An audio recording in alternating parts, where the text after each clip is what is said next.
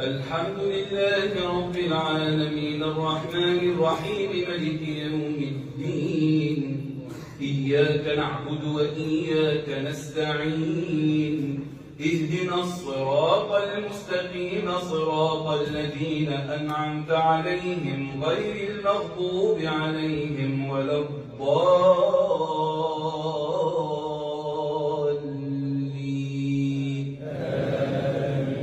ولو أننا نزلنا إليهم الملائكة وكلمهم الموتى وحشرنا عليهم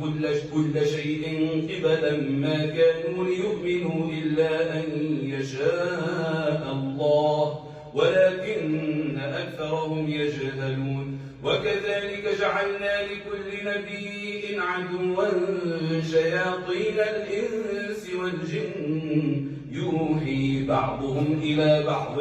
زخرف القول غرورا ولو شاء ربك ما فعلوه فذرهم وما يفترون ولتصغى إليه أفئدة الذين لا يؤمنون بالآخرة وليرضوه وليقترفوا ما هم مقترفون أفغير الله أبتغي حكما وهو الذي أنزل إليكم الكتاب مفصلا والذين آتيناهم الكتاب يعلمون أنه منزل من ربك بالحق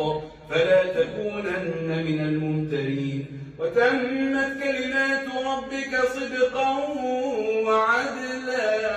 لا مبدل لكلماته وهو السميع العليم وإن تطع أكثر من في الأرض يضلوك عن سبيل الله إن يتبعون إلا الظن وإن هم إلا يخرصون إن ربك هو أعلم من يضل عن سبيله وهو أعلم بالمهتدين فكلوا مما ذكر اسم الله عليه إن كنتم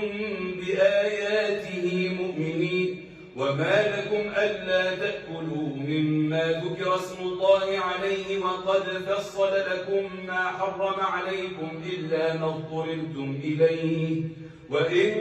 كثيرا ليضلون بأهوائهم بغير علم إن ربك هو أعلم بالمعتدين الله أكبر الله أكبر